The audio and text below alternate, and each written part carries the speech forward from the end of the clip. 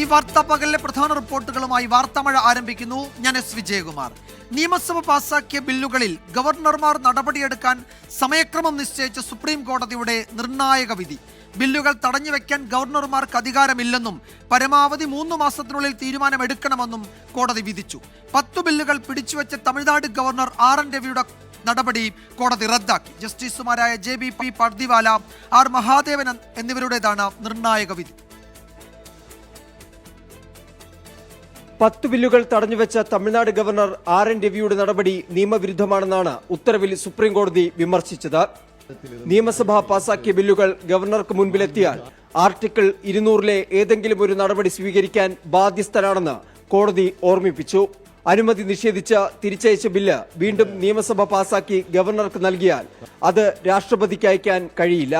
ബില്ലുകൾ രാഷ്ട്രപതിക്ക് അയക്കാൻ തീരുമാനിക്കുകയാണെങ്കിൽ 1 മാസത്തിനകം നടപടി സ്വീകരിക്കണം. സംസ്ഥാനത്തിന്റെ ഉപദേശത്തിന് വിരുദ്ധമായി ബില്ലുകൾ തടഞ്ഞുവയ്ക്കുകയോ രാഷ്ട്രപതിക്ക് അയക്കാനോ തീരുമാനിച്ചാൽ പരമാവധി 3 മാസത്തിനുള്ളിൽ ഗവർണർ തീരുമാനമെടുക്കണമെന്ന സമയപരിധിയും ഉത്തരവിൽ സുപ്രീം കോടതി നിർദ്ദേശിച്ചു. ആർട്ടിക്കിൾ 200 പ്രകാരം ഗവർണർക്ക് വീറ്റോ അധികാരമില്ലെന്നും ജസ്റ്റിസ് JB പർദിവാല ഉത്തരവിൽ പറഞ്ഞു. തമിഴ്നാട് പാസാക്കിയ 10 ബില്ലുകൾക്കും സുപ്രീം കോടതി അംഗീകാരം നൽകി. ബില്ലുകൾ തടഞ്ഞുവെച്ചത് ആർട്ടിക്കിൾ 200 ലംഘനമാണെന്നും കോടതി നിരീക്ഷിച്ചു.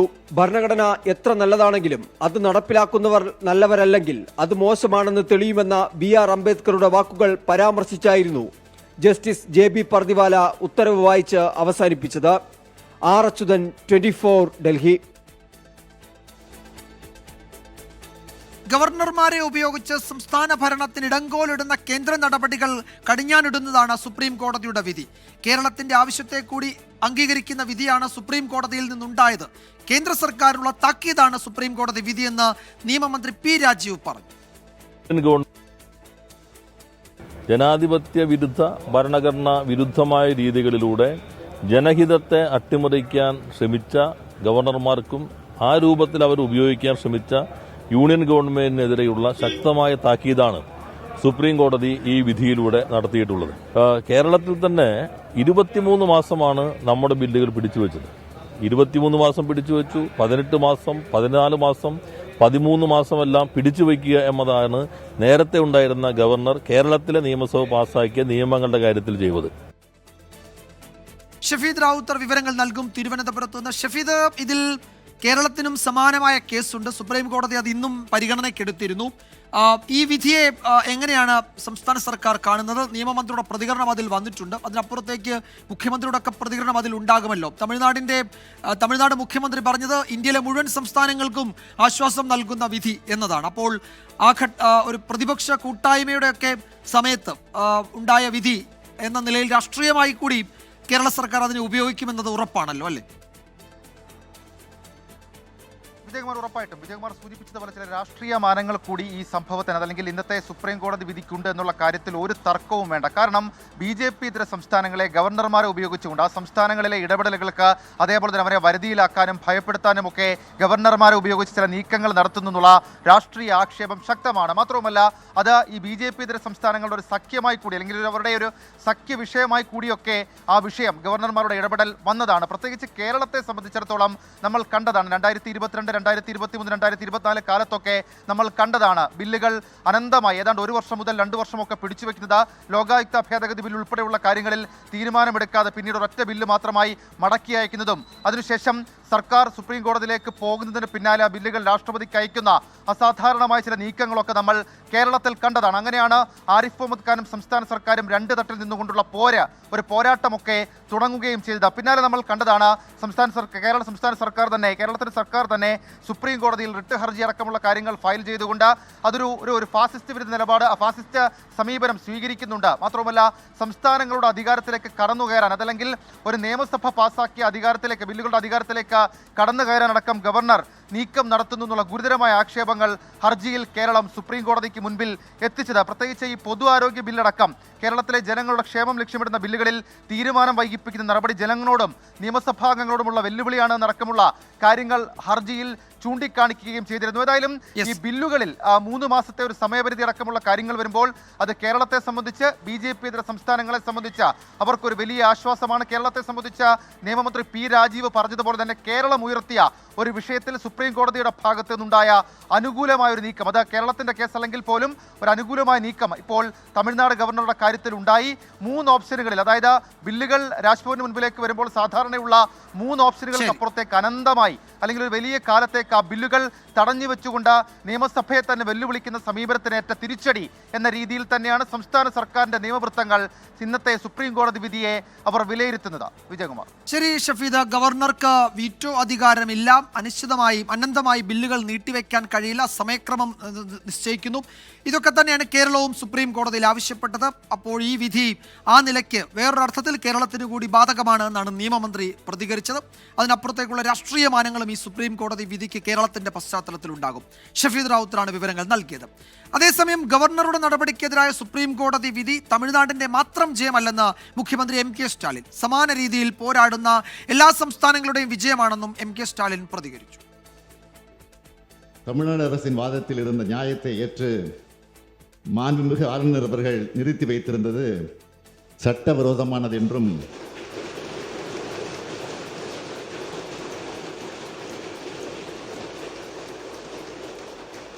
அந்த சட்ட முன்வடிவுகளுக்கும் ஆளுநர் அவர்கள் ஒப்புதல் அளிக்கப்பட்டதாக கருதப்பட வேண்டும் என்றும் தெரிவித்து வரலாற்று சிறப்புமிக்க தீர்ப்பினை இன்றைக்கு மாண்புமை உச்சநீதிமன்றம் வழங்கியுள்ளது.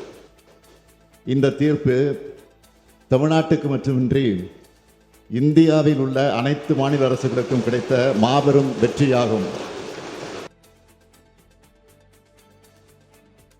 അതിനിടെ നിയമസഭ പാസാക്കിയ ബില്ലുകളിൽ തീരുമാനമെടുക്കാത്തതിൽ ഗവർണർക്കും രാഷ്ട്രപതിക്കുമെതിരെ കേരളം നൽകിയ ഹർജികൾ സുപ്രീം കോടതി അടുത്ത മാസം 13-ന് പരിഗണിക്കാനായി മാറ്റി. സമാന കേസിൽ എന്ന് വിധി പറഞ്ഞ ജസ്റ്റിസ് JB പർദിവാലയുടെ ബെഞ്ചിലേക്ക് ഹർജികൾ മാറ്റണമെന്ന ആവശ്യം കോടതി അംഗീകരിച്ചില്ല. അച്യുതൻ ഡൽഹിയിൽ നിന്ന് വിവരങ്ങൾ നൽകും. അച്യുതൻ, എന്താണ് ഇന്ന് കേരളത്തിന്റെ ഹർജികളിൽ കോടതിയിൽ നടന്നത്? എന്തുകൊണ്ടാണ് ഈ സമാന കേസ് പരിഗണിച്ച ബെഞ്ചിലേക്ക് കേരളത്തിന്റെ ഹർജിയും മാറ്റാതിരുന്നത്? വിജയകുമാർ, ഈ ബില്ലുകളിൽ തീരുമാനമെടുക്കാത്തതിൽ ഗവർണർക്കും രാഷ്ട്രപതിക്കും വരെ കേരളം നൽകിയ ഹർജികൾ ഇന്ന് ചീഫ് ജസ്റ്റിസിന്റെ ബെഞ്ചിന് മുൻപാകെയാണ് അത് പരിഗണിച്ചത്.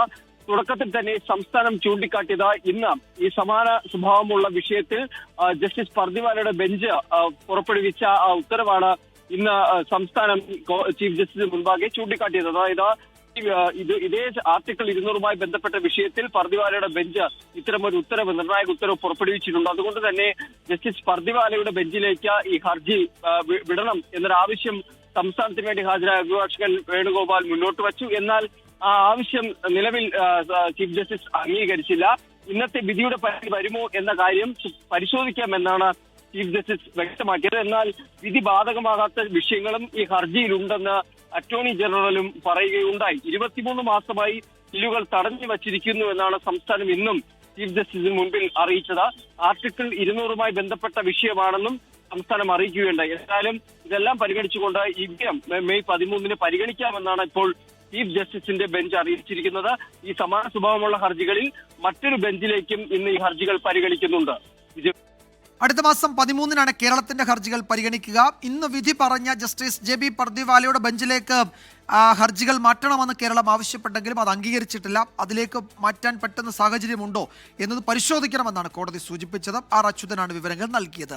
കൊല്ലം കളക്ടറേറ്റിലേക്ക് യൂത്ത് കോൺഗ്രസ് നടത്തിയ മാർച്ചിൽ സംഘർഷമുണ്ടായിരിക്കുന്നു. പ്രവർത്തകരും പോലീസും തമ്മിൽ ഒരു ഏറ്റുമുട്ടലിന്റെ വക്കോളം തർക്കമെത്തിയിട്ടുണ്ട്. പ്രവർത്തകരെ പോലീസ് അറസ്റ്റ് ചെയ്ത് നീക്കാൻ ശ്രമിക്കുകയാണ്. തത്സമയ ദൃശ്യങ്ങളാണ് നമ്മൾ കാണുന്നത്. അരുൺരാജ് വിവരങ്ങൾ നൽകും കൊല്ലത്ത് നിന്ന്. അരുൺരാജ്, ഈ മുഖ്യമന്ത്രിയുടെ രാജി ആവശ്യപ്പെട്ട് നടത്തിയ മാർച്ചാണല്ലോ ഇപ്പോൾ സംഘർഷത്തിൽ കലാശിച്ചിരിക്കുന്നത്, അല്ലേ?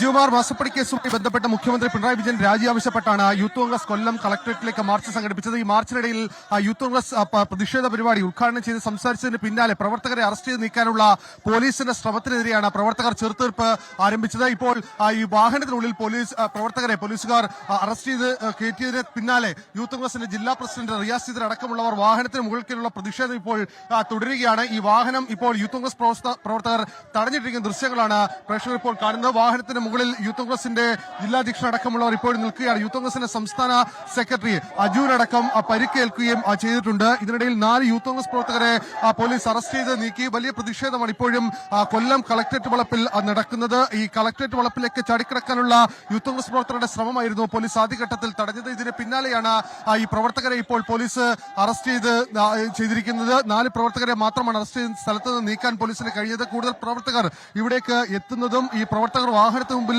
നിന്ന് മുദ്രാവാക്യം വിളിക്കുന്നതും പോലീസിന് തുടർ നടപടികൾ, ഈ പ്രവർത്തകരെ അറസ്റ്റ് ചെയ്ത് നീക്കുന്നതടക്കമുള്ള തുടർ നടപടികളിലേക്ക് കടക്കാനുള്ള വലിയ തടസ്സം ഉണ്ടാവുകയും ചെയ്തിട്ടുണ്ട്. ACP അടക്കമുള്ള ഉന്നത ഉദ്യോഗസ്ഥർ സ്ഥലത്തെത്തി, ഉന്നത പോലീസ് ഉദ്യോഗസ്ഥരടക്കം സ്ഥലത്തെത്തി പ്രവർത്തകരുമായി സംസാരിച്ചെങ്കിലും ഈ പ്രവർത്തകർ പിരിഞ്ഞു പോകാൻ കൂട്ടാക്കുന്നില്ല.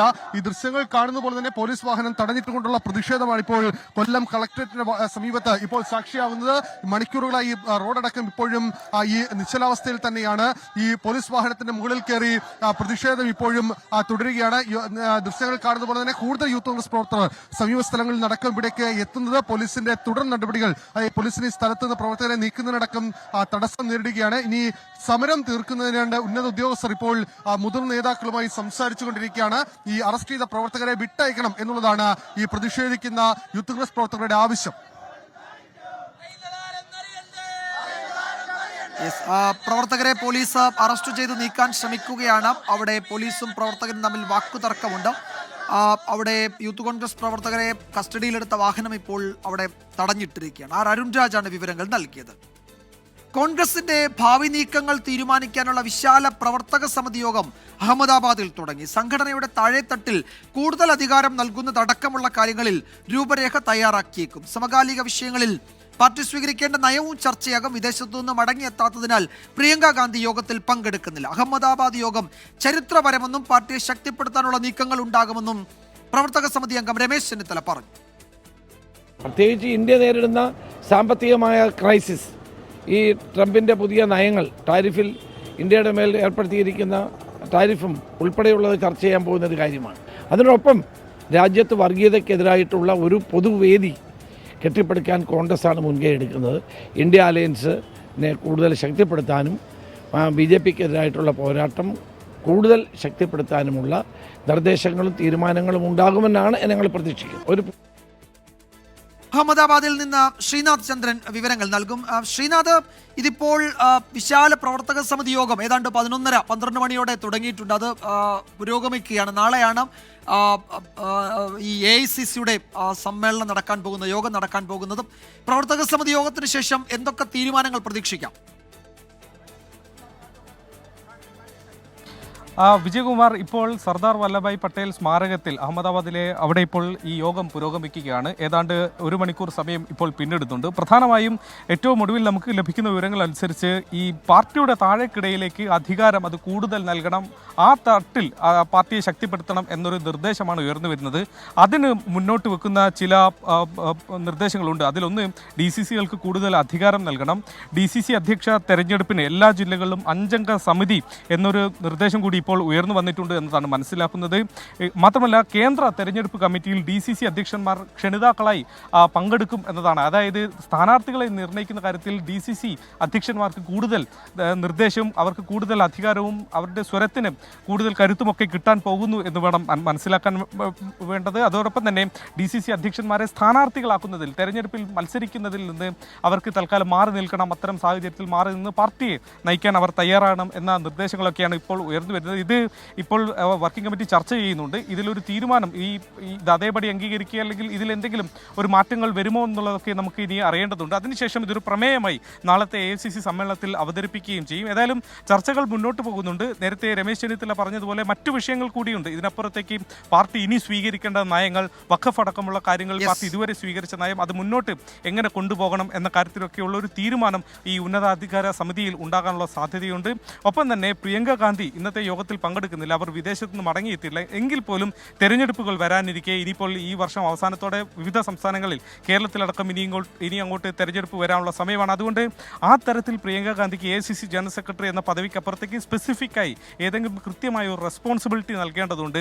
അതേക്കുറിച്ച് കൂടി ചർച്ച ഉണ്ടാകും എന്ന് നമ്മൾ പ്രതീക്ഷിക്കുന്നുണ്ട്. ഏതായാലും ആ ഘട്ടത്തിലേക്ക് ഇപ്പോൾ ചർച്ച മുന്നോട്ട് പോയിട്ടില്ല എന്നതാണ് മനസ്സിലാക്കുന്നത്. ഏതായാലും ഇന്ന് വൈകിട്ടോടെ ഈ യോഗത്തിന് ശേഷം പിന്നീട് ഒരു പ്രാർത്ഥനാ യോഗം സബർമതി ആശ്രമത്തിൽ വെച്ച് നടക്കുന്നുണ്ട്. നടക്കുന്നുണ്ട്. സബർമതി റിവർ ഫ്രണ്ടിൽ വെച്ച് പിന്നീട് രാത്രി കലാപരിപാടികളുമുണ്ട്. നാളെയാണ് ഗുജറാത്തിനെ സംബന്ധിച്ചിടത്തോളം ഒരു ചരിത്ര സംഭവം കൂടി നടക്കാൻ പോകുന്നത്. 64 വർഷങ്ങൾക്ക് ശേഷം 6 പതിറ്റാണ്ടിന് ശേഷം ഗുജറാത്തിൽ ഒരു AICC സമ്മേളനം നടക്കാൻ വേണ്ടി പോവുകയാണ്. സ്വാതന്ത്ര്യത്തിന് മുൻപും അതിനുശേഷവും കണക്കുകൂട്ടിയാൽ 6 തവണയാണ്. ഏറ്റവും ഒടുവിൽ 61-ൽ ഭാവ്നഗറിൽ നടന്നതാണ്. അതിനുശേഷം നടക്കുന്ന നരേന്ദ്രമോദിയുടെ തട്ടകത്തിൽ BJPയുടെ ശക്തി കേന്ദ്രത്തിൽ നടക്കുന്ന സമ്മേളനം എന്നുള്ള നിലയ്ക്ക് അതിന് വലിയ പ്രാധാന്യമുണ്ട്. അതുകൊണ്ട് അതൊരു ശക്തി പ്രകടനമാക്കി മാറ്റാൻ മോദിയെ നേരിടാൻ മോദിയുടെ നാട്ടിൽ നിന്ന് തന്നെ തുടങ്ങാം എന്നുള്ളൊരു നിലപാടാണ്, എന്നൊരു ആഹ്വാനമാണ് യഥാർത്ഥത്തിൽ ഈ സമ്മേളനം ഗുജറാത്തിൽ വെച്ച് അഹമ്മദാബാദിൽ വെച്ച് നടത്തുന്നതിലൂടെ കോൺഗ്രസ് ഉദ്ദേശിക്കുന്നത്. ഏതായാലും CWC യോഗം ഇപ്പോൾ വിശാല CWC യോഗം ഇപ്പോൾ പുരോഗമിക്കുകയാണ്. ശരി, അഹമ്മദാബാദിൽ നിന്നാണ് ശ്രീനാഥ് ചന്ദ്രൻ വിവരങ്ങൾ നൽകിയത്. സമ്പൂർണ്ണ പ്രവർത്തക സമിതി യോഗം തുടരുകയാണ്. നാളെയാണ് AICC സമ്മേളനം. ചില പ്രധാനപ്പെട്ട തീരുമാനങ്ങൾ സംഘടനാ തലത്തിൽ കോൺഗ്രസിൽ നിന്ന് നാളത്തെ AICC സമ്മേളനത്തിൽ ഉണ്ടാകും എന്നാണ് പൊതുവെ പ്രതീക്ഷിക്കപ്പെടുന്നത്. സെക്രട്ടേറിയറ്റിന് മുന്നിലെ നടപ്പാതയിൽ കൈമുട്ടിലിഴഞ്ഞ് വനിതാ CPO റാങ്ക് ഹോൾഡേഴ്സിന്റെ പ്രതിഷേധം. റാങ്ക് ലിസ്റ്റിന്റെ കാലാവധി പൂർത്തിയാക്കാൻ ദിവസങ്ങൾ മാത്രം ശേഷിക്കെ സമരം ശക്തമാക്കാൻ ഒരുങ്ങുകയാണ് ഉദ്യോഗാർത്ഥികൾ. പണമില്ലാത്തൊരു കള്ളത്താൽ പണമില്ലാത്തൊരു കള്ളത്താൽ പതിവില്ലാത്തൊരു കള്ളത്താൽ പതിവില്ലാത്തൊരു കള്ളത്താൽ എത്തിച്ചില്ലേ സർക്കാരേ എത്തിച്ചില്ലേ സർക്കാരേ പാവം ഞങ്ങളുടെ സ്വപ്നത്തെ മുറിഞ്ഞിട്ടുണ്ട്, നല്ല വേദന എടുക്കുന്നുണ്ട്. ജോലി അത്ര അത്യാവശ്യമാണ്. ഞങ്ങൾ ഈ ഫുട്പാത്തിൽ കിടന്ന് നിരങ്ങുന്ന പോലെ ഇതെങ്കിലും കണ്ടിട്ട് സർക്കാരിന് കണ്ണീരണ്ടിട്ടെങ്കിലും ഞങ്ങളുടെ കാര്യത്തിലൊരു തീരുമാനം ഉണ്ടാവണം എന്നുള്ളത്. തൊഴിൽ സമരത്തിന്റെ 12ാം നാൾ കൈമുട്ടിലിഴഞ്ഞ് വനിതാ CPO റാങ്ക് ഹോൾഡേഴ്സ്. നടപ്പാതയിലെ ഇന്റർലോക്ക് ടൈലിൽ ഉരഞ്ഞ് പലരുടെയും കൈമുട്ടുകൾ പൊട്ടി. ചിലർ തലകറങ്ങി വീണു.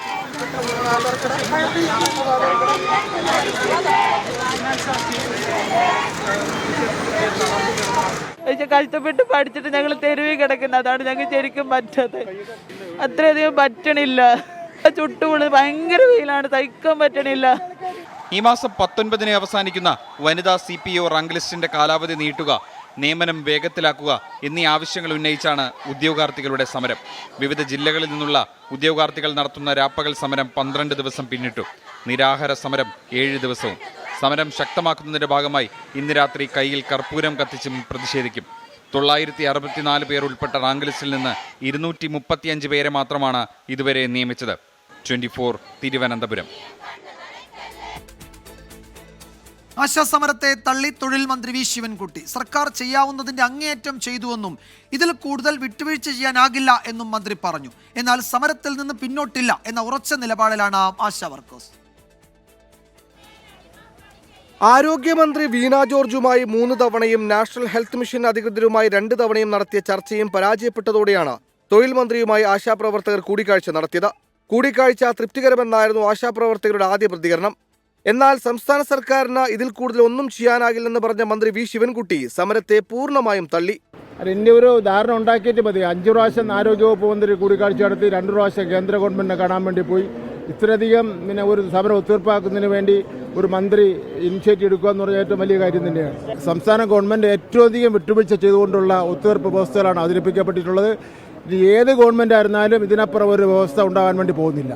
സമരാവശ്യങ്ങൾ സർക്കാർ പരിഗണിക്കാതെ പിന്നോട്ടില്ലെന്നും മന്ത്രിയുടെ നിലപാട് സമരക്കാരെ അവഹേളിക്കാനെന്നും ASHA health workers association. Committee വെച്ചിട്ട് എന്ത് പഠിക്കാനാണ്? ആശാ വർക്കർമാരുടെ സേവന വേതന വ്യവസ്ഥകളെ സംബന്ധിച്ച് പഠിക്കാം. പക്ഷെ അതിന് 3 മാസത്തെയോ 1 മാസത്തെയോ പോലും സാവകാശത്തിൽ വേണ്ട. കാരണം എല്ലാ വിഷയങ്ങളും കഴിഞ്ഞ് 2 മാസം കൊണ്ട് ഇവിടെ ചർച്ച ചെയ്യപ്പെട്ട് കഴിഞ്ഞു. അതൊന്ന് ക്രോഡീകരിച്ച് ഇറക്കുക എന്നുള്ളത് മാത്രമേ ഇനി സർക്കാരിൻ്റെ മുന്നിൽ അവശേഷിക്കുന്നുള്ളൂ. അപ്പോൾ ഇത് ഇപ്പോൾ ഈ പറയുന്നത് ഞങ്ങൾ അവഹേളിക്കാൻ വേണ്ടി മാത്രമാണ്. കാരണം ഇവിടെ ഒരു നടപടി എടുത്തിട്ടില്ല. അതേസമയം ഈ മാസം 12-ന് സാമൂഹ്യ സാംസ്കാരിക പ്രവർത്തകരുടെ നേതൃത്വത്തിൽ പൗരസംഗമം അടക്കം നടത്തി സമരം ശക്തിപ്പെടുത്താനാണ് ആശാപ്രവർത്തകരുടെ തീരുമാനം. 24 തിരുവനന്തപുരം. മലപ്പുറത്ത് വീട്ടിലെ പ്രസവത്തെ തുടർന്ന് യുവതി മരിച്ച സംഭവത്തിൽ പ്രതി സിറാജുദ്ദീനെ വീട്ടിലെത്തിച്ച് പോലീസ് തെളിവെടുക്കുകയാണ്. ദൃശ്യങ്ങളാണ് പ്രേക്ഷകർ കാണുന്നത്. സമീർ ബിൻ കരീം വിവരങ്ങൾ നൽകും മലപ്പുറത്തുനിന്ന്. സമീർ, ഇയാളുടെ അറസ്റ്റ് രേഖപ്പെടുത്തിയിരുന്നു, നരഹത്യ കുറ്റം ചുമത്തിയിട്ടുണ്ട്, ഇയാൾക്ക് സഹായം കിട്ടിയിട്ടുണ്ടോ എന്നതടക്കമുള്ള കാര്യങ്ങൾ പോലീസിന്റെ അന്വേഷണ പരിധിയിലുണ്ട്. തെളിവെടുപ്പ് നടക്കുകയാണ് ഇപ്പോഴല്ലേ?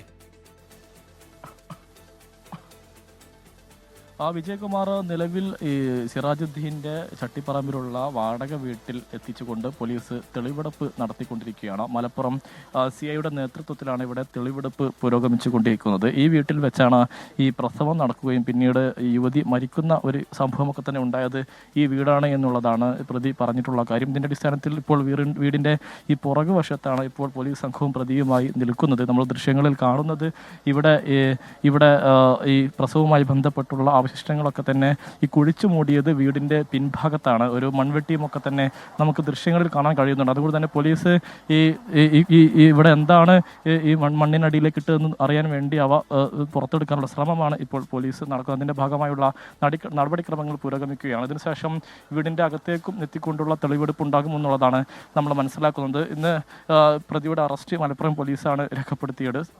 ആലപ്പുഴ സ്വദേശി സിറാജുദ്ദീനാണ് അറസ്റ്റിലായിരിക്കുന്നത്. നരഹത്യാ കുറ്റമാണ് പോലീസ് ഇയാൾക്കെതിരെ ചുമത്തിയിരിക്കുന്നത്. കഴിഞ്ഞ 5-ാം തീയതിയാണ് ഈ വീട്ടിലെ പ്രസവത്തെ തുടർന്ന് ഇയാളുടെ ഭാര്യ അസ്മ മരിക്കുന്ന ഒരു സാഹചര്യം ഉണ്ടായത്. വൈകുന്നേരം 6 മണിയോട് കൂടെയാണ് വീട്ടിൽ പ്രസവം നടക്കുന്നത്. പിന്നീട് 9 മണിയോട് കൂടെ ഈ രക്തം വാർന്ന് ഈ സ്ത്രീ മരിച്ചു എന്നുള്ളതാണ്. ചികിത്സ ലഭിക്കാത്തതാണ് ഈ മരണത്തിലേക്ക് നയിച്ചത് എന്നുള്ളതാണ് പോലീസിന്റെ കണ്ടെത്തൽ ഉണ്ടായിരിക്കുന്നത്. പിന്നീട് രാത്രി ആരും അറിയാതെ ഈ ആംബുലൻസിൽ ഈ സ്ത്രീ യുവതിയുടെ വീടായിട്ടുള്ള പെരുമ്പാവൂരിലേക്ക് മൃതദേഹം എത്തിക്കുകയായിരുന്നു. ആ ഒരു സമയത്ത് മാത്രമാണ് വീട്ടുകാർ ഇങ്ങനെ വീട്ടിൽ പ്രസവം നടന്നെന്നും ഈ യുവതി മരിച്ചു എന്നുള്ള കാര്യമൊക്കെ തന്നെ അറിയുന്ന ഒരു സാഹചര്യം ഉണ്ടായത്. പിന്നീട് ഈ യുവതിയുടെ വീട്ടുകാരാണ് പോലീസിൽ പരാതി നൽകുകയും അതുമായി ബന്ധപ്പെട്ട് പിന്നീട് പോലീസ് നടപടിയിലേക്ക് കടക്കുന്ന ഒരു സാഹചര്യം ഉണ്ടായത്. ഇതുമായി ബന്ധപ്പെട്ട് നമ്മൾ ഇന്ന് ജില്ലാ പോലീസ് മേധാവിയുമായി സംസാരിച്ചപ്പോൾ ജില്ലാ പോലീസ് മേധാവി പറഞ്ഞിട്ടുള്ളത് ഈ യുവതിയുടെ 3 പ്രസവവും നടന്നത് വീട്ടിൽ വെച്ച് തന്നെയാണ് എന്നുള്ളതാണ്. അതിൽ ഏറ്റവും ഒടുവിലെത്തതാണ് ഇപ്പോൾ ഈ മരണത്തിലേക്ക് നയിക്കുന്ന ഒരു കാരണമായി മാറിയിട്ടുള്ളത് എന്നുള്ളതാണ് ഈ പോലീസ് വ്യക്തമാക്കിയിട്ടുള്ളത്. ഇയാൾക്ക് അങ്ങനെ ക്രിമിനൽ ബാക്ക്ഗ്രൗണ്ടോ മറ്റു കാര്യങ്ങളോ ഇല്ല. ഈ ആത്മീയമായി ബന്ധപ്പെട്ട കാരണങ്ങളാണ് ഈ വീട്ടിലെ പ്രസവത്തിലേക്ക് നയിച്ചത് എന്നുള്ളതാണ് പോലീസ് തന്നെ ജില്ലാ പോലീസ് മേധാവി തന്നെ വ്യക്തമാക്കിയിട്ടുള്ളത്. ഇന്ന് ഇതുമായി ബന്ധപ്പെട്ട ഒരു ആംബുലൻസ് ഡ്രൈവറുടെ വെളിപ്പെടുത്തൽ നമ്മൾ തന്നെ പുറത്തു കൊണ്ടുവന്നിരുന്നു. അതിൽ പറഞ്ഞിട്ടുള്ളത് ഈ 6 മണിക്ക് പ്രസവം നടന്നു, 9 മണിക്ക് സ്ത്രീ മരിച്ച് 2:30 കൂടിയാണ് ഈ ആംബുലൻസ് ഡ്രൈവറെ വിളിക്കുന്നത്. അങ്ങനെ ഡ്രൈവറെ തെറ്റിദ്ധരിപ്പിച്ചുകൊണ്ടാണ് ഈ മൃതദേഹം ിലേക്ക് തന്നെയാണ് ഇനി പോകുന്നത്. ഇപ്പോൾ സിറാജുദ്ദീനെ ആ വീട്ടിലെത്തിച്ച് പോലീസ് തെളിവെടുക്കുകയാണ്. നേരത്തെ സമീർ സൂചിപ്പിച്ചതുപോലെ മലപ്പുറത്തെ വീട്ടിലെ പ്രസവത്തെ തുടർന്ന് യുവതി മരിച്ച സംഭവത്തിൽ ആംബുലൻസ് ഡ്രൈവറുടെ വളരെ പ്രധാനപ്പെട്ട വെളിപ്പെടുത്തലുണ്ടായി. ശ്വാസം മുട്ട് കാരണം മരിച്ച വയോധികയുടെ മൃതദേഹം കൊണ്ടുപോകാനുണ്ട് എന്ന് തെറ്റിദ്ധരിപ്പിച്ചാണ് സിറാജുദ്ദീൻ വിളിച്ചത് എന്ന് ഡ്രൈവർ അനിൽ 24-നോട് പറഞ്ഞു. യുവതിയുടെ ഭർത്താവ് സിറാജുദ്ദീന്റെ അറസ്റ്റ് പോലീസ് രേഖപ്പെടുത്തുകയും ചെയ്തു. ഇയാൾക്കെതിരെ നരഹത്യാ കുറ്റമാണ് പോലീസ് ഇപ്പോൾ ചുമത്തിയിരിക്കുന്നത്. നമുക്ക് ഏകദേശം 2:30 ടൈമിലാണ് കോള് വരുന്നത്. കോള് വന്നപ്പോൾ നമ്മളോട് പറഞ്ഞു എറണാകുളം ഭാഗത്തേക്ക് ഒരു ബോഡി കൊണ്ടുപോകാനുണ്ടെന്ന് പറഞ്ഞു. അപ്പം ഞങ്ങൾ ചോദിച്ചു എന്ത് പറ്റിയതാണെന്ന് ചോദിച്ചു. പറഞ്ഞു പ്രായം ചെന്ന ഒരാളാണ്, പിന്നെ ശ്വാസം മുട്ട് പറ്റി മരണപ്പെട്ടതാണ് എന്ന് പറഞ്ഞു. ഞങ്ങൾ ചെന്നപ്പം കാണുന്ന കാഴ്ച കട്ടിലയിൽ ബോഡി തുണിയിൽ പൊതിഞ്ഞ് പായിൽ പൊതിഞ്ഞ് കിടക്കുന്ന ഒരു കണ്ടീഷനാണ് ഞങ്ങൾ കണ്ടത്. വണ്ടി കയറ്റി കഴിഞ്ഞ് പോകുന്ന വഴിക്ക് ഇവരോട് ഞങ്ങൾ ചോദിച്ചു എന്താണ് സംഭവം എന്ന് ചോദിച്ചു. അപ്പോൾ ഇവർ പറഞ്ഞു ഇതേ മോഡലിൽ പ്രായം ചെന്നതാണ്, ഇതേ മോഡലിൽ അസുഖം പറ്റി മരിച്ചതാണെന്ന് പറഞ്ഞു. കുറച്ച് അധികമായിട്ടുള്ള ആത്മീയ കാര്യങ്ങളിൽ കൂടുതലായിട്ടുള്ള താല്പര്യങ്ങളൊക്കെ ഉള്ള ആളാണ് അയാൾ. അത്തരത്തിലുള്ള റീസൺസാണ് അതിന് പ്രൈമറിലി പറയുന്നത്. അത് ആ ഒരു കാഴ്ചപ്പാടോടുകൂടിയാണ് ഇതിന് മുന്നത്തെ 2 ചെയ്തു. അതിൻ്റെ അടിസ്ഥാനത്തിലാണ് 3ാമത്തേതും ചെയ്തതെന്നുള്ളതാണ് പറയുന്നത്. മരണപ്പെട്ട ലേഡി അവരുടെ ഫാമിലിയുടെ എല്ലാവരുടെയും സ്റ്റേറ്റ്മെൻറ്റ്സ് വിശദമായിട്ട് രേഖപ്പെടുത്തേണ്ടതുണ്ട്. അവരിതിന് സപ്പോർട്ടിംഗ് ആയിരുന്നു എന്നുള്ളതാണ്. ഇപ്പോൾ മനസ്സിലാവുന്നത് ഹസ്ബൻഡിൻ്റെ പ്രേരണ ഇതിനകത്ത് നല്ല രീതിയിലുണ്ടായിരുന്നു എന്നുള്ളതാണ്. മറ്റ് പ്രധാനപ്പെട്ട റിപ്പോർട്ടുകളിലേക്ക്. US ചൈന തീരുവ യുദ്ധത്തിന്റെ ആഘാതത്തിൽ വൻ തകർച്ച നേരിട്ട ഓഹരി വിപണിയിൽ ഇന്ന് മുന്നേറ്റം. വ്യാപാരത്തിന്റെ തുടക്കത്തിൽ സെൻസെക്സ് 1200 പോയിന്റും നിഫ്റ്റി 380 പോയിന്റും ഉയർന്നു. ജപ്പാൻ, ഹോങ്കോങ് തുടങ്ങിയ ഏഷ്യൻ വിപണികളിലെ തിരിച്ചുവരവാണ് ഇന്ത്യൻ സൂചികകളിലും പ്രതിഫലിച്ചത്. ബാങ്കിംഗ്, ഫിനാൻസ്, IT തുടങ്ങിയ സെക്ടറുകളെല്ലാം തിരിച്ചു കയറി. തുടക്കത്തിലെ മുന്നേറ്റം തുടരാനായില്ലെങ്കിലും സൂചികകൾ ഇപ്പോഴും നേട്ടത്തിലാണ് വ്യാപാരം തുടരുന്നത്. 10 മാസത്തിനിടെ ഉണ്ടായ ഏറ്റവും വലിയ തകർച്ചയിൽ നിന്ന് കരകയറാൻ കഴിയുമെന്ന പ്രതീക്ഷയിലാണ് നിക്ഷേപകരും. അമേരിക്ക ചൈന ചുങ്കപ്പോര് കടുക്കുന്നു. പകര ചുങ്ക പ്രഖ്യാപനത്തിൽ US പ്രസിഡന്റ് ഡൊണാൾഡ് ട്രംപിന്റെ ഭീഷണിക്ക് വഴങ്ങില്ല എന്ന് ചൈന വ്യക്തമാക്കി. ബ്ലാക്ക്മെയിൽ നയത്തിന് കീഴടങ്ങില്ല എന്നും അവസാനം വരെ പോരാടുമെന്നും ചൈനീസ് വാണിജ്യ മന്ത്രാലയം അറിയിച്ചു. ചൈനയ്ക്കെതിരായ തീരുമാനം പിൻവലിക്കണമെന്ന് ഇലോൺ മസ്ക് ആവശ്യപ്പെട്ടതായും റിപ്പോർട്ടുകളുണ്ട്. തകർച്ചയ്ക്ക് പിന്നാലെ ഏഷ്യൻ വിപണികളിൽ ഇന്ന് നേരിയ ഉണർവ് രേഖപ്പെടുത്തി. ചൈന അമേരിക്കയ്ക്ക് മേലേർപ്പെടുത്തിയ 34% തീരുവ പിൻവലിക്കണമെന്നാണ് ട്രംപിന്റെ ഭീഷണി. 48 മണിക്കൂറിനകം തീരുമാനം പിൻവലിക്കണമെന്നാണ് മുന്നറിയിപ്പ്. തീരുവ പിൻവലിച്ചില്ലെങ്കിൽ ചൈനീസ് ഉൽപ്പന്നങ്ങൾക്ക് 50% തീരുവ ഏർപ്പെടുത്തുമെന്ന് ട്രംപ് വ്യക്തമാക്കി. ചൈനയുമായുള്ള ചർച്ചകൾ അവസാനിപ്പിക്കുമെന്നും മുന്നറിയിപ്പുണ്ട്. സമൂഹമാധ്യമമായ ട്രൂത്ത് സോഷ്യലിലാണ് ട്രംപ് നിലപാട് വ്യക്തമാക്കിയത്. പ്രതികാര നടപടിയായി നികുതി പ്രഖ്യാപിക്കുന്ന ഏതൊരു രാജ്യത്തിനും അധിക നികുതി നൽകേണ്ടിവരുമെന്നും ട്രംപ് മുന്നറിയിപ്പ് നൽകി. എന്നാൽ അമേരിക്കയുടെ ബ്ലാക്ക്മെയിൽ നയത്തോട് വഴങ്ങില്ലെന്നും അവസാനം വരെ പോരാടുമെന്നും ബദൽ പദ്ധതി രൂപീകരിക്കുമെന്നും ചൈന വ്യക്തമാക്കി. തെറ്റിനുമേൽ വീണ്ടും തെറ്റാണ് ട്രംപ് ചെയ്യുന്നതെന്ന് ചൈനീസ് വാണിജ്യ മന്ത്രാലയം പ്രതികരിച്ചു. ചൈനയ്ക്കെതിരായ നീക്കത്തിൽ നിന്ന് പിന്മാറണമെന്ന് ട്രംപിനോട് ഇലോൺ മസ്ക് ആവശ്യപ്പെട്ടതായും റിപ്പോർട്ടുണ്ട്. അതിനിടെ വിദേശകാര്യമന്ത്രി എസ് ജയശങ്കർ US വിദേശകാര്യ സെക്രട്ടറി മാർക്ക് റൂബിയോയുമായി ടെലിഫോണിൽ ചർച്ച നടത്തി. തീരുവയും വ്യാപാര കരാറും ചർച്ചയായി. തീരുവ പദ്ധതി 3 മാസത്തേക്ക് നിർത്തിവെക്കാൻ അമേരിക്കയോട് ബംഗ്ലാദേശ് ഇടക്കാല സർക്കാർ ആവശ്യപ്പെട്ടു. തകർച്ചയ്ക്ക് പിന്നാലെ ഏഷ്യൻ വിപണികളിൽ നേരിയ ഉണർവ് രേഖപ്പെടുത്തി. പകരത്തീരുവ 90 ദിവസത്തേക്ക് മരവിപ്പിക്കുമെന്ന പ്രചാരണം വ്യാജമാണെന്നും നടപടിയുമായി മുന്നോട്ടു പോകുമെന്നും ട്രംപ് വ്യക്തമാക്കി. International desk 24. 2 ദിവസത്തെ സന്ദർശനത്തിനായി ദുബായ് കിരീടാവകാശിയും ഉപപ്രധാനമന്ത്രിയും UAE പ്രതിരോധ മന്ത്രിയുമായ Sheikh Hamdan bin Mohammed bin Rashid Al Maktoum ഇന്ത്യയിലെത്തി. കേന്ദ്രമന്ത്രി സുരേഷ് ഗോപി വിമാനത്താവളത്തിലെത്തി ഷെയ്ഖ് ഹംദാനെ സ്വീകരിച്ചു. പ്രധാനമന്ത്രി നരേന്ദ്രമോദിയുമായി ദുബായ് കിരീടാവകാശി ഇപ്പോൾ കൂടിക്കാഴ്ച നടത്തുകയാണ്. വിനീത VG വിവരങ്ങൾ നൽകും ഡൽഹിയിൽ നിന്ന്. വിനീത, എത്ര പ്രധാനപ്പെട്ടതാണ് ഈ കൂടിക്കാഴ്ചയും കിരീടാവകാശിയുടെ ഇന്ത്യ സന്ദർശനവും?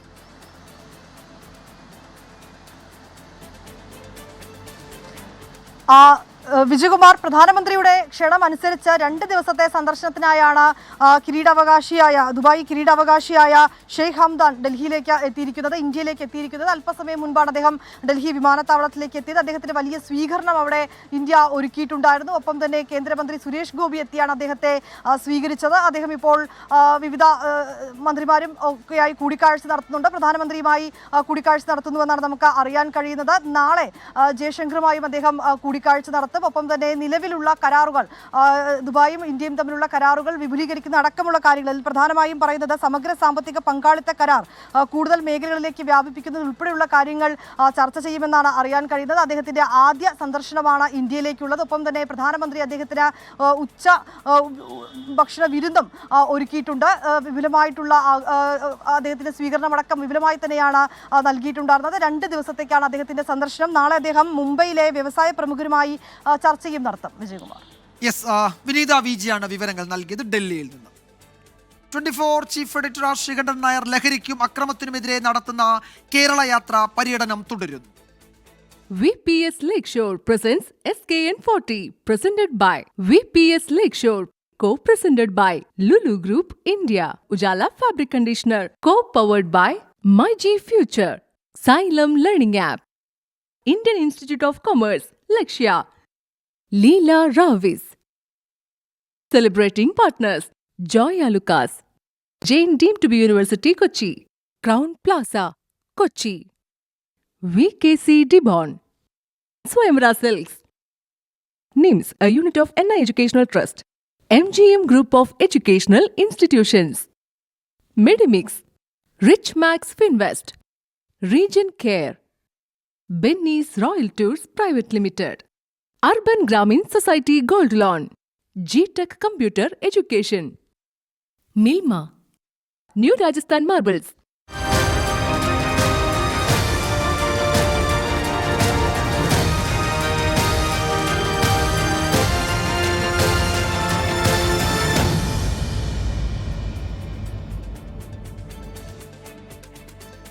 SKN40 ജനകീയ യാത്രയിൽ അണിചേർന്ന് പാലക്കാട്. വടക്കഞ്ചേരിയിൽ നിന്നും തുടങ്ങിയ ജനകീയ യാത്രയിൽ ഐക്യദാർഢ്യവുമായി എത്തിയത് നിരവധി പേരാണ്.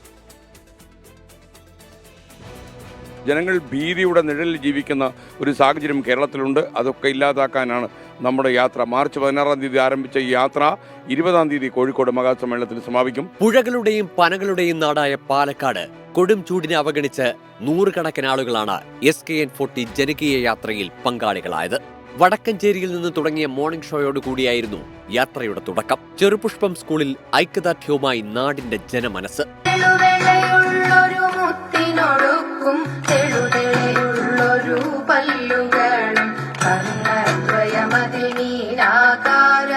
കുണ്ടലയുഗളം ചാട്ടി ജീവിതമാണ് ലഹരി എന്ന സന്ദേശവുമായി കായികാധ്യാപകരും കായിക പ്രേമികളും ചെറുപുഷ്പം സ്കൂളിലെത്തി.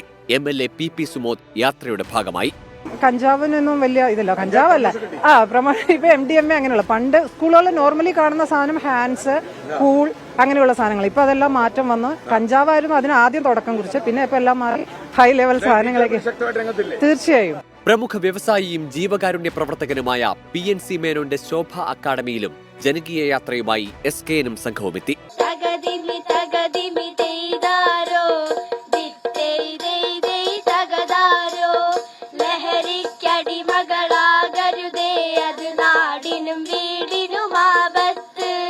പുലർകാലെ പോയ മകനെ കാത്തിരിക്കുന്നോരമ്മയുടെ കണ്ണിൽ ഉറക്കച്ചടവല്ല ഭീതിയുടെ കടലാഴങ്ങൾ അലയടിക്കുന്നു.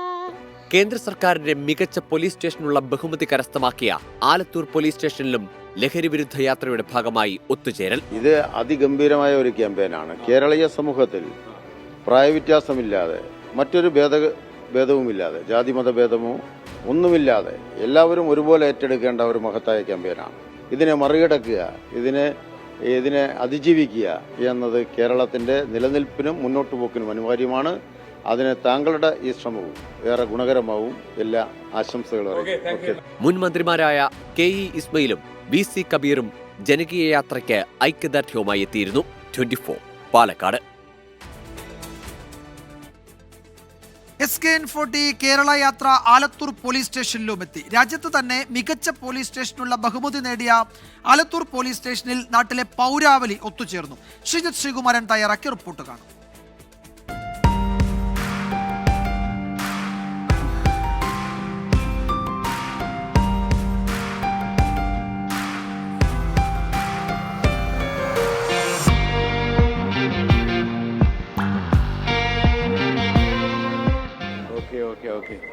ഹലോ, നമസ്കാരം. അന്ന് കണ്ടതും പോകണമെന്നുണ്ട്. ഞാൻ നേരത്തെ ഏറ്റ കുറെ പരിപാടികളുണ്ട്. പക്ഷെ ഈ ക്യാമ്പയിൻ ആയതുകൊണ്ട് നിർബന്ധം. തീർച്ചയായിട്ടും MLA പങ്കെടുത്തില്ലേ, പിന്നെ ഇതിൽ ആരാ പങ്കെടുക്കുക? പ്രസിഡന്റ്, വളരെ സന്തോഷം. Thank you. അപ്പോൾ അങ്ങ് ഇതിനെക്കുറിച്ചൊരു അഭിപ്രായം കൂടെ പറഞ്ഞു. അല്ല, ഇത് അതിഗംഭീരമായ ഒരു ക്യാമ്പയിനാണ്. കേരളീയ സമൂഹത്തിൽ പ്രായവ്യത്യാസമില്ലാതെ, മറ്റൊരു ഭേദവുമില്ലാതെ, ജാതി മതഭേദമോ ഒന്നുമില്ലാതെ എല്ലാവരും ഒരുപോലെ ഏറ്റെടുക്കേണ്ട ഒരു മഹത്തായ ക്യാമ്പയിനാണ്. കേരളത്തിൽ വർത്തമാനകാലത്തെ ഏറ്റവും വലിയ പ്രതിസന്ധി നമ്മൾ അനുഭവിക്കുന്ന ഇതാണ്. ഇതിനെ മറികടക്കുക, ഇതിനെ അതിജീവിക്കുക എന്നത് കേരളത്തിൻ്റെ നിലനിൽപ്പിനും മുന്നോട്ട് പോക്കിനും അനിവാര്യമാണ്. അതിന് താങ്കളുടെ ഈ ശ്രമവും ഏറെ ഗുണകരമാവും. എല്ലാ ആശംസകളും. Thank you. അപ്പൊ അങ്ങയുടെ തിരക്കിലേക്ക് ഇറങ്ങിക്കോളൂ. അപ്പോൾ നമ്മുടെ CI ദേശീയ തലത്തിൽ ശ്രദ്ധിക്കപ്പെട്ട പോലീസ് സ്റ്റേഷനല്ലേ ആലത്തൂർ? അതെ സാർ. അതിന്റെ വാർത്തയൊക്കെ നമ്മൾ വായിച്ചിരുന്നു. Thank you sir.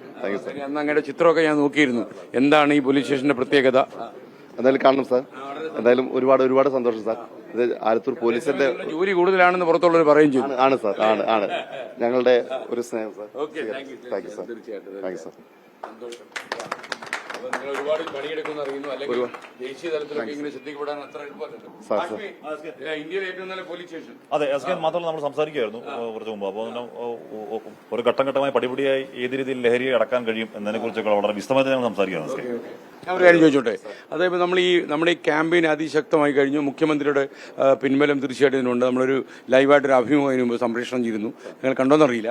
അപ്പോൾ അതിനുശേഷം പൊതുവെ ഇങ്ങനെയുള്ള കേസിൽ വിളിച്ചു പറയാൻ ആൾക്കാർക്ക് പേടിയാണല്ലോ. ഇപ്പോൾ തന്നെ ഒരു വ്യവസായി ചേട്ടൻ പറഞ്ഞത് കഴുത്തെ തല കാണത്തില്ലെന്നാണ് പറഞ്ഞത്. ഞാൻ ചോദിച്ചു, ഈ തല കുറേ കാലമായിട്ട് കഴുത്തെ ഇരിക്കില്ലേ, പിന്നെ എന്തിനാ ടെൻഷൻ എന്ന് ചോദിച്ചു. അപ്പോൾ ഇത് മാറിയിട്ട് ഇപ്പോൾ ആളുകൾ, അമ്മമാരൊക്കെ വിളിച്ചു പറയാൻ തുടങ്ങി. പല പോലീസ് സ്റ്റേഷൻ്റെയും അടുത്തൂടെയൊക്കെ പോയപ്പോൾ പോലീസ് ഉദ്യോഗസ്ഥന്മാരൊക്കെ ഇതാ പറയുന്നത്. ഇവിടെ അങ്ങനെ വിളിച്ചു പറയാനൊക്കെ ധൈര്യമുണ്ടോ? എന്തിനാ ഒരു അധൈര്യപ്പെടണം എന്നുകൂടി അങ്ങ് പറയണം. ഇവിടെ ഇപ്പോൾ ഞങ്ങൾക്ക് ഒരുപാട് ഇൻഫർമേഷൻ വരുന്നുണ്ട് സാർ. ഇപ്പോൾ നേരിട്ട് എന്തെങ്കിലും ഒരു ഇൻഫർമേഷൻ കിട്ടിക്കഴിഞ്ഞാണെങ്കിൽ അത് പാലക്കാട് ജില്ലാ പോലീസ് മേധാവി അറിയിക്കാം. ഞങ്ങളുടെ ജില്ലാ പോലീസ് മേധാവി അജിത് സാർ IPS, അതുപോലെ ആലത്തൂർ DYSP മുരളീധരൻ സാർ. അപ്പോൾ ഇതിന് പ്രത്യേകിച്ച് നാർക്കോട്ടിക് സെൽ DYSPയുടെ നേതൃത്വത്തിൽ ഒരു പ്രത്യേക ടീം തന്നെയുണ്ട്. ഈ ടീമിനെ അതിന് പ്രത്യേക വാട്സാപ്പ് നമ്പർ ഉണ്ട്. അതുപോലെ അവർക്ക് എപ്പോൾ വേണമെങ്കിലും എന്ത് ഇൻഫർമേഷനിൽ കോൺടാക്ട് ചെയ്യാം. അതിൽ യാതൊരു പേടിയും ഭയക്കേണ്ട യാതൊരു കാര്യമില്ല. അപ്പം അങ്ങനെയുള്ള ഇൻഫർമേഷൻസ് വരുന്നുണ്ട്. തല കാണത്തില്ല, അങ്ങനെയൊന്നും ഇല്ല, അങ്ങനെ ഒരു തെറ്റിദ്ധാരണയും വേണ്ട. അത് വളരെ കോൺഫിഡൻഷ്യൽ ആയിരിക്കും. ഒരുപാട് സ്നേഹിക്കുന്ന മനുഷ്യനാണ്, അതുകൊണ്ടാണ് അദ്ദേഹം പറഞ്ഞത്. സാർ, അപ്പോൾ ഇൻഫർമേഷൻസ് വരുന്നുണ്ട് സാർ. ഇപ്പോൾ കുട്ടികൾ തരുന്നുണ്ട്, അമ്മമാർ തരുന്നുണ്ട്, വീട്ടമ്മമാർ തരുന്നുണ്ട്. എല്ലാ തുറകളിൽ നിന്നും ഞങ്ങൾക്ക് വിവരങ്ങൾ കിട്ടുന്നുണ്ട് സാർ. അപ്പോൾ അതിനുള്ള ശക്തമായ നടപടികൾ ഞങ്ങൾ ചെയ്യുന്നുണ്ട്. Okay, anyway thank you. നിങ്ങൾ ഒരിക്കൽ കൂടി നിങ്ങൾക്ക് നിങ്ങളുടെ സ്റ്റേഷന് അഭിനന്ദനങ്ങൾ. താങ്കൾക്കും താങ്കളുടെ സഹപ്രവർത്തകർക്കും അഭിനന്ദനങ്ങൾ. നിങ്ങളൊക്കെ ഹാപ്പിയാണെന്ന്? തീർച്ചയായും ഹാപ്പിയാണ്. ഓക്കെ, ഇങ്ങനൊരു അഭിമാനകരമായ മുഹൂർത്തം നിങ്ങളുടെ ജീവിതത്തിൽ ഉണ്ടായ സന്തോഷം. ഇവിടെ പോലീസ് സ്റ്റേഷനിൽ, ഈ സ്റ്റേഷനിൽ പ്രത്യേകിച്ച് പണിയെടുക്കാൻ പറ്റിയത് സന്തോഷം. അപ്പോൾ ഒരാളെ വിടരുത്. വളരെ സന്തോഷമുണ്ട്. കാര്യം ഈ കുട്ടികളുടെ ഇത് 7ാം ക്ലാസ്സിൽ പഠിക്കുന്ന ആൾക്കാരൊക്കെ MDMA അഡിക്റ്റ് ആകുന്നു എന്ന് പറഞ്ഞാൽ നമ്മുടെ നാടിന് ഒരു ക്ലാസ് വന്നു. ഒരു കാര്യം കൂടി പറഞ്ഞല്ലോ സാർ, ഇപ്പോൾ നമ്മൾ സെൻസിറ്റൈസ് ചെയ്യേണ്ടത് സാധാരണ ഇതുവരെ ഞങ്ങൾ ചെയ്തിരുന്നത് കോളേജ് ലെവലിലും അതുപോലെ +1 +2 അങ്ങനെയുള്ള ലെവലാണ്. പക്ഷേ ഏറ്റവും ഒരു ഭയാനകരമായിട്ടുള്ള റിയലൈസേഷൻ വരുന്നത് ഇത് ഇപ്പോൾ കഴിഞ്ഞ ദിവസം ഒരു 4ാം ക്ലാസ്സിലെ കുട്ടിയെ അടക്കം ഈ ഏറ്റവും ആ ലെവലിലുള്ളത് വരെ യൂസ് ചെയ്യുന്നുണ്ടെന്ന് ഞങ്ങൾ. കഞ്ചാവിന്റെ സാധ്യത ഇവിടെ ഉണ്ടോ? അങ്ങനെ ഞങ്ങൾക്ക് വന്നിട്ടില്ല സാർ. പക്ഷെ അത് തള്ളിക്കളയാൻ പറ്റില്ല. അപകടകാരിയാണ് ഈ സാധനം. അതെ അതെ. അപ്പോൾ നമ്മൾ ഇതിനുള്ള 4ാം ക്ലാസ് ഞാനിത് 7ാം ക്ലാസ് വരെ നിന്നുള്ളായിരുന്നു. അത് അതുകൂടി വേണം സാർ നമുക്ക്. അപ്പൊ ഏറ്റവും താഴെത്തട്ടിൽ വളരെ ചെറിയ കുട്ടികളല്ലേ? അതെ. അതുപോലെ തന്നെ LKG മുതൽ ഞാനിപ്പോ ഇദ്ദേഹത്തോട് ഈ ചെറിയ ഇപ്പൊ ഈ കൂട് പോലുള്ള ചില മിഠായി ചില സ്ഥലത്തൊക്കെ നമ്മൾ കണ്ടു. ആ മിഠായിയുടെ വിതരണം ആലത്തൂരിൽ നടക്കുന്നുണ്ടോ? ഇവിടെ ഇതുവരെ കണ്ടിട്ടില്ല സാർ. പക്ഷേ ഈ കൂട് അങ്ങനെയുള്ള കാര്യങ്ങൾ നമുക്ക് കേസിൽ കണ്ടിട്ടുണ്ട്. പക്ഷെ ഇവിടെ നമുക്ക് ഇതുവരെ കണ്ടിട്ടില്ല. പക്ഷെ നിങ്ങൾ 24 hours കണ്ണു തുറന്നിരിക്കാം. ഉണ്ട് സാർ. ഞങ്ങൾ അതിശക്തം, എന്നാലേ മറ്റുള്ളവർക്ക് ഉറങ്ങാൻ പറ്റൂ. അതെ അതെ. ഇവിടുത്തെ നാട്ടുകാരുണ്ട്, എല്ലാവരും ഞങ്ങളുടെ കൂടെ സഹകരിക്കുന്ന ആളുകൾ തന്നെയാണ്. അഭിപ്രായ വ്യത്യാസത്തിന്റെ ആവശ്യമില്ല. ഒരു അഭിപ്രായ വ്യത്യാസമില്ല സാർ. അപ്പോൾ എല്ലാവരുടെയും ഏറ്റവും കൂടുതൽ സഹകരണം വേണ്ടത് പൊതുജനങ്ങളുടെ ഭാഗത്തു നിന്നാണ്. അതുണ്ട്. അത് കൂടുതൽ ചെയ്യേണ്ടതുണ്ട്. പേടിച്ചു നിൽക്കാൻ ഇവിടെ ഒരു ഇല്ല. അത് ചെയ്യരുത്. ഞങ്ങൾ പറയാൻ തുടങ്ങി. വീര് ഒരുപാട് തവണ മരിക്കും, ധൈര്യവാൻ ഒരു തവണ മാത്രം, അല്ലേ? ആഷ്മി അതിലെ വിശ്വസിച്ചു സാർ. അതെ. അപ്പോൾ അതായത് ഇന്ത്യയിലെ ഏറ്റവും നല്ല പോലീസ് തിരഞ്ഞെടുക്കപ്പെട്ട ഈ സ്റ്റേഷന് ഇവിടെ ഒരു ഇതായിട്ട് സൂക്ഷിക്കാൻ വേണ്ടി അങ്ങേക്കൊരു മോഹവില പറഞ്ഞാൽ അങ്ങ് ഞെട്ടും. 500 കോടി എന്റെ മോഹവില. ഒറിജിനൽ വില 350 രൂപ. അപ്പോ ഒരാൾക്കൂടെ നമുക്കിത് കൊടുക്കാം. അങ്ങനെ തന്നെ ഒരു വനിതാ പോലീസ് ഉദ്യോഗസ്ഥ കൊടുക്കണം. ഒരു വനിതാ പോലീസുകാരി വേഗം വരും. നിങ്ങൾക്ക് പ്രസക്തിയുണ്ട്. വരൂ. മാം, രണ്ടുപേരുടെ ഓക്കെ. അല്ലെങ്കിൽ രണ്ടുപേർക്ക് ഓരോന്ന് കൊടുക്കാം. എങ്ങനെ വീതം വയ്ക്കുന്നു? ലഹരിക്കെതിരായ പോരാട്ടത്തിൽ പുതിയ സംവിധാനവുമായി 24. ലഹരി വിൽപ്പന ഉപയോഗ കേന്ദ്രങ്ങളെക്കുറിച്ച് വിവരം നൽകാൻ ടോൾ ഫ്രീ നമ്പർ പുറത്തിറക്കി. വിവരങ്ങൾ അറിയിക്കുന്നവരുടെ വിശദാംശങ്ങൾ രഹസ്യമായിരിക്കും. 1800-425-4295 ആണ് toll free number. Kannur Thalassery railway സ്റ്റേഷനിൽ വൻ ലഹരി വേട്ട. മുംബൈയിൽ നിന്നെത്തിച്ച 258 ഗ്രാം ബ്രൗൺ ഷുഗർ പോലീസ് പിടികൂടി. തലശ്ശേരി സ്വദേശികളായ 3 പേരെ അറസ്റ്റ് ചെയ്തു. തലശ്ശേരി സ്വദേശികളായ മുഹമ്മദ് അക്രം, ഷുഹൈബ്, നാസർ എന്നിവരാണ് പ്രതികൾ. മുംബൈയിൽ നിന്ന് നേത്രാവതി എക്സ്പ്രസിലാണ് ബ്രൗൺ ഷുഗർ തലശ്ശേരിയിൽ എത്തിച്ചത്. ഇവർ ലഹരി മരുന്ന് കടത്തുന്നതുമായി ബന്ധപ്പെട്ട് തലശ്ശേരി പോലീസിന് രഹസ്യ വിവരം ലഭിച്ചിരുന്നു. തുടർന്ന് നടത്തിയ പരിശോധനയിലാണ് പ്രതികൾ പിടിയിലായത്. ഇതിൽ മുഹമ്മദ് അക്രം മുംബൈയിൽ ലഹരി കേസ് പ്രതിയാണ്. കടത്തുമായി ബന്ധപ്പെട്ട് കൂടുതൽ വിവരങ്ങൾ അറിയാൻ പ്രതികളെ പോലീസ് വിശദമായി ചോദ്യം ചെയ്യും. അതേസമയം കാസർഗോഡ് കുമ്പളയിൽ സ്കൂട്ടറിൽ കടത്തുകയായിരുന്ന 6.9 ഗ്രാം MDMA-യുമായി 2 യുവാക്കൾ പിടിയിലായി. ഷിറിബാഗുലു സ്വദേശി മുഹമ്മദ് സുഹൈൽ, എടനാട് സ്വദേശി മുഹമ്മദ് റഫീഖ് എന്നിവരെയാണ് പോലീസ് പിടികൂടിയത്. കോഴിക്കോട് മുക്കത്ത് 1.34 കിലോ കഞ്ചാവുമായി ബംഗാൾ സ്വദേശിയും പിടിയിലായി. ഇന്നലെ രാത്രി വാഹന പരിശോധനയ്ക്കിടെയാണ് ഒഡീഷയിൽ നിന്ന് കഞ്ചാവ് കോഴിക്കോട്ടെത്തിച്ച് വിൽപ്പന നടത്തുന്ന മെഹാ ഹസൻ അലിയെ എക്സൈസ് പിടികൂടിയത്. വിവിധ ബ്യൂറോകൾക്കൊപ്പം 24 കണ്ണൂർ. ആലപ്പുഴയിലെ 2 കോടിയുടെ ഹൈബ്രിഡ് കഞ്ചാവ് കേസിൽ പ്രതി തസ്ലീമ സുൽത്താനയുടെയും നടൻ ശ്രീനാഥ് ഭാസിയുടെയും ചാറ്റ് വിവരങ്ങൾ എക്സൈസിന് ലഭിച്ചു. ഇടപാടിനായി ശ്രീനാഥ് ഭാസി ഉപയോഗിച്ചത് പെൺസുഹൃത്തിന്റെ സിം കാർഡ് എന്ന് കണ്ടെത്തിയിട്ടുണ്ട്. പെൺസുഹൃത്തിനെ കേന്ദ്രീകരിച്ചും പോലീസ് അന്വേഷണം തുടങ്ങി. മലയാള സിനിമയിൽ ശ്രീനാഥ് ഭാസി അടക്കം 3 നടന്മാരുമായി ലഹരി ഇടപാടുണ്ടെന്നാണ് പ്രതി തസ്ലീമ സുൽത്താനയുടെ മൊഴി. തസ്ലീമയും ശ്രീനാഥ് ഭാസിയും ലഹരിയുടെ ഇടപാടുമായി ബന്ധപ്പെട്ട ചാറ്റുകൾ എക്സൈസിന് ലഭിച്ചു. തിരുവനന്തപുരം സ്വദേശിനിയായ പെൺസുഹൃത്തിന്റെ സിം കാർഡ് ഉപയോഗിച്ചാണ് ശ്രീനാഥ് ഭാസി തസ്ലീമയെ ബന്ധപ്പെട്ടത്. നിലവിൽ ഈ പെൺസുഹൃത്തിനെ കൂടി കേന്ദ്രീകരിച്ച് അന്വേഷണം നടത്താനാണ് എക്സൈസിന്റെ തീരുമാനം. പെൺസുഹൃത്ത് മാസങ്ങൾക്ക് മുൻപ് വിദേശയാത്ര നടത്തിയതായും കണ്ടെത്തിയിട്ടുണ്ട്. ഹൈബ്രിഡ് കഞ്ചാവ് ഇന്ത്യയിൽ എത്തിയത് ഇവർ വഴിയാണോ എന്നാണ് സംശയം. ബാംഗ്ലൂരിൽ നിന്ന് ഹൈബ്രിഡ് കഞ്ചാവുമായി എത്തിയ തസ്ലീമ എറണാകുളത്ത് തങ്ങിയത് 3 ദിവസമാണ്. ഈ 3 ദിവസവും ലഹരിയുടെ ഇടപാട് നടന്നതായും കണ്ടെത്തിയിട്ടുണ്ട്. എറണാകുളത്ത് വെച്ച് ആർക്കൊക്കെ കഞ്ചാവ് കൈമാറിയെന്നും അന്വേഷിച്ചു വരികയാണ്. തസ്ലീമയുടെ മൊബൈൽ ഫോണിന്റെ ശാസ്ത്രീയ പരിശോധന തുടരുകയാണ്. ഇവരുടെ ഫോണിലെ ചാറ്റ് ഹിസ്റ്ററി വീണ്ടെടുക്കുന്നതാണ് കേസിൽ നിർണായകം. ശേഷം ചോദ്യം ചെയ്യാനായി ശ്രീനാഥ് ഭാസിക്ക് നോട്ടീസ് അയക്കാനും പ്രതികൾക്കായി കസ്റ്റഡി അപേക്ഷ നൽകാനുമാണ് അന്വേഷണ സംഘത്തിന്റെ നീക്കം. 24 ആലപ്പുഴ. ഡ്യൂട്ടിക്കിടെ മദ്യപിച്ച് ലക്കുകെട്ട പോലീസ് ഉദ്യോഗസ്ഥരെ കയ്യോടെ പിടികൂടി നാട്ടുകാർ. കൊല്ലം പത്തനാപുരത്തായിരുന്നു സംഭവം. തടയാൻ ശ്രമിച്ച നാട്ടുകാരെ ഇടിച്ചു തെറിപ്പിച്ച് കടന്നുപോകാൻ ശ്രമിക്കുന്ന പോലീസ് വാഹനത്തിന്റെ ദൃശ്യങ്ങൾ 24 ലഭിച്ചു.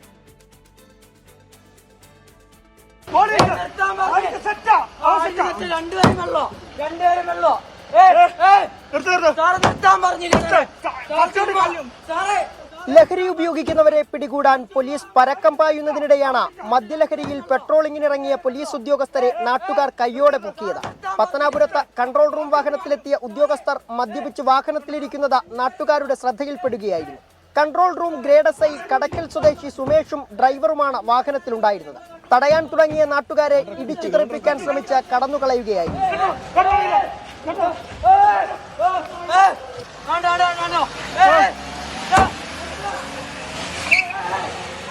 വാഹനത്തിനുള്ളിൽ മദ്യക്കുപ്പികളും നാട്ടുകാർ കണ്ടെത്തി. സ്റ്റേഷൻ ഡ്യൂട്ടിയിലുണ്ടായിരുന്ന സുമേഷ് മദ്യപിച്ച് ജോലിക്കെത്തിയതിന് നടപടി നേരിട്ടാണ് ട്രാഫിക്കിലെത്തിയത്. പൊതുജനങ്ങൾക്ക് മാതൃകയാകേണ്ട പോലീസ് ഡ്യൂട്ടി സമയത്ത് മദ്യപിച്ചിരുന്നതായും അപകടകരമായ രീതിയിൽ വാഹനം ഓടിക്കുകയും ചെയ്തതായി വ്യക്തമായ സാഹചര്യത്തിൽ ഈ ഉദ്യോഗസ്ഥർക്കെതിരെ നടപടി വേണമെന്ന ആവശ്യമാണ് ശക്തമാകുന്നത്. സുജിത് സുരേന്ദ്രൻ, 24 കൊട്ടാരക്കര. ചെങ്ങന്നൂർ ചെറിയനാട് ഭാസ്കരക്കാരനവർ വധക്കേസ് പ്രതി ഷെറിന് പരോൾ അനുവദിച്ചു.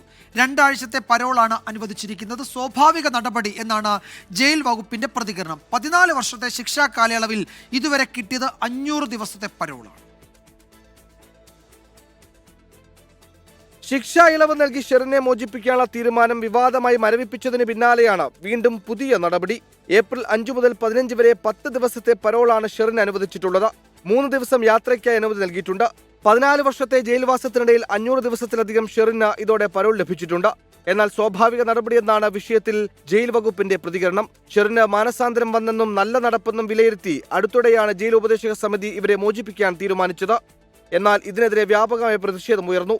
25 വർഷത്തിലധികമായ തടവിലുള്ളവരെ വിട്ടയക്കണമെന്ന ജയിൽ ഉപദേശക സമിതികളുടെ ശുപാർശകളിൽ തീരുമാനം നീളുമ്പോഴാണ് 14 വർഷം പൂർത്തിയാക്കിയെന്ന കാരണം പറഞ്ഞ് ഷെറിനെ മോചിപ്പിക്കാൻ ശ്രമമുണ്ടായത്. കണ്ണൂർ ജയിൽ ഉപദേശക സമിതി ഡിസംബറിൽ നൽകിയ ശുപാർശ പരിഗണിച്ചായിരുന്നു മന്ത്രിസഭാ തീരുമാനം. 24 തിരുവനന്തപുരം. തൃശൂരിൽ സെക്യൂരിറ്റി ജീവനക്കാരനായിരുന്ന ചന്ദ്രബോസിനെ വാഹനമിടിച്ചു കൊലപ്പെടുത്തിയ കേസിൽ ജീവപര്യന്തം ശിക്ഷ അനുഭവിക്കുന്ന മുഹമ്മദ് നിഷാമിന് ഹൈക്കോടതി പരോൾ അനുവദിച്ചു. കഴിഞ്ഞ 3-ാം തീയതിയാണ് ഹൈക്കോടതി മുഹമ്മദ് നിഷാമിന് പരോൾ അനുവദിച്ചത്. സംസ്ഥാന സർക്കാരിനോട് വ്യവസ്ഥകൾ നിശ്ചയിക്കാൻ നിർദ്ദേശം നൽകിയിട്ടുണ്ട്. സർക്കാർ വ്യവസ്ഥ നിശ്ചയിക്കുന്നത് മുതൽ 15 ദിവസത്തേക്കാണ് പരോൾ. 2016-ൽ സെക്യൂരിറ്റി ജീവനക്കാരനെ കാറിടിച്ചു കൊലപ്പെടുത്തിയ കേസിൽ ജീവപര്യന്തം തടവിന് കഴിയുകയാണ് നിഷാം. സെക്യൂരിറ്റി ജീവനക്കാരനായ കണ്ടശ്ശാങ്കടവ് സ്വദേശി ചന്ദ്രബോസിനെ ജീപ്പ് പിടിച്ചു കൊലപ്പെടുത്തിയ കേസിലാണ് മുഹമ്മദ് നിഷാം ജയിലിലായത്. ഇപ്പോൾ സുപ്രീം കോടതി വിധിയിൽ മുഖ്യമന്ത്രി പിണറായി വിജയന്റെ പ്രതികരണം എത്തിയിട്ടുണ്ട്. ജനാധിപത്യ അവകാശങ്ങളെ ഉയർത്തിപ്പിടിക്കുന്നതാണ് സുപ്രീം കോടതി ഉത്തരവ് എന്ന് മുഖ്യമന്ത്രി പറയുന്നു. അധികാരങ്ങൾ ഗവർണർമാർ കൈയടക്കുന്ന പ്രവണതയ്ക്കെതിരെയുള്ള താക്കീതാണ് ആ വിധിയെന്ന് അദ്ദേഹം സൂചിപ്പിക്കുന്നു. കേരള നിയമസഭ പാസാക്കിയ ബില്ലുകൾ 23 മാസം വരെ തടഞ്ഞുവെച്ച സാഹചര്യമുണ്ട്. ആ നിയമ പോരാട്ടങ്ങളുടെ പ്രസക്തിയാണ് വിധി അടിവരയിടുന്നത് എന്ന് മുഖ്യമന്ത്രി ഇപ്പോൾ പ്രതികരിച്ചിട്ടുണ്ട്. വഖഫ് നിയമ ഭേദഗതിക്കെതിരെ മുസ്ലിം ലീഗും സമസ്തയും ഉൾപ്പെടെ നൽകിയ ഹർജികളിൽ ഈ മാസം 16-ന് സുപ്രീം കോടതി വാദം കേൾക്കും. നിയമ ഭേദഗതിക്കെതിരെ RJDയും സുപ്രീം കോടതിയെ സമീപിച്ചിട്ടുണ്ട്. അടിയന്തരമായി ഹർജികൾ പരിഗണിക്കണമെന്ന ആവശ്യം കോടതി അനുവദിച്ചില്ല. നിയമ ഭേദഗതിക്കെതിരെ പ്രതിഷേധം ശക്തമാക്കാൻ ഒരുങ്ങുകയാണ് പ്രതിപക്ഷ പാർട്ടികൾ.